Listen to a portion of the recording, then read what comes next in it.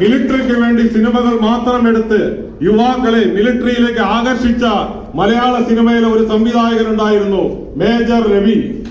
അദ്ദേഹത്തിന്റെ സിനിമയിലൂടെ വേഷം കെട്ടിയവർ ഗവൺമെന്റിന്റെ പല ആനുകൂല്യങ്ങളും സ്വീകരിച്ച് ഇന്ന് അതേ ഗവൺമെന്റിനെതിരെ വിഷം തുപ്പുമ്പോൾ നമ്മൾ ഒരിക്കലും കണ്ടുകൊണ്ടിരിക്കാൻ സാധിക്കില്ല.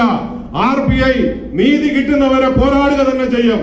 ഇന്ന് മലയാള സിനിമയിൽ സുനിലെ പോലെ തന്റെ ഇടത്തോടെ നല്ല കുടുംബ പശ്ചാത്തലമുള്ള സിനിമകൾ കലയ്ക്ക് വേണ്ടി ജീവൻ കൊടുത്ത് പണത്തിന്റെ യാതൊരുവിധ ഉദ്ദേശവുമില്ലാതെ നല്ല കലാസൃഷ്ടികൾ ഈ കേരളത്തിൽ ഈ മലയാള സിനിമയിൽ ഉണ്ടാവണമെന്ന് ആശിച്ചുകൊണ്ട് ഒരു സിനിമ എടുത്തപ്പോൾ ഞാൻ പറഞ്ഞു സുനിലിനോട്, ഈ സിനിമയ്ക്ക് നിങ്ങൾ ഒരു ഫംഗ്ഷൻ വെച്ചാൽ ആ ഓഡിയോ റിലീസിന് നമ്മുടെ ഇന്ത്യയിലെ ഇന്ന് അറിയപ്പെടുന്ന ഇന്ത്യയിലെ ഓരോ മുക്കിലും മൂലയിലും ദിവസത്തിൽ 3 പരിപാടികളെങ്കിലും അറ്റൻഡ് ചെയ്യുന്ന ഇന്ത്യയിലെ സംഘർഷ നായക്, iron man of Indian politics Ramdas Athawale ഈ ഒരു പരിപാടിക്ക് വേണ്ടി മാത്രമാണ് ഇന്ന് ഇവിടെ കൊച്ചിയിലെത്തിയിരിക്കുന്നത്.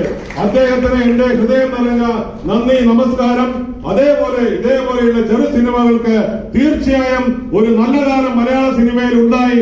മലയാള സിനിമയുടെ നല്ല കാലം ആരംഭിക്കട്ടെ. അതോടെ മലയാള സിനിമയിൽ വേദയെ പോലെയുള്ള പുതുമുഖങ്ങൾ നിറഞ്ഞാടട്ടെ എന്ന് പറഞ്ഞുകൊണ്ട് എന്റെ വാക്കുകൾ ചുരുക്കുന്നു. നന്ദി, നമസ്കാരം. ജയ് ഭീം, ജയ് ഭാരത്, ജയ് അത്താവലെ.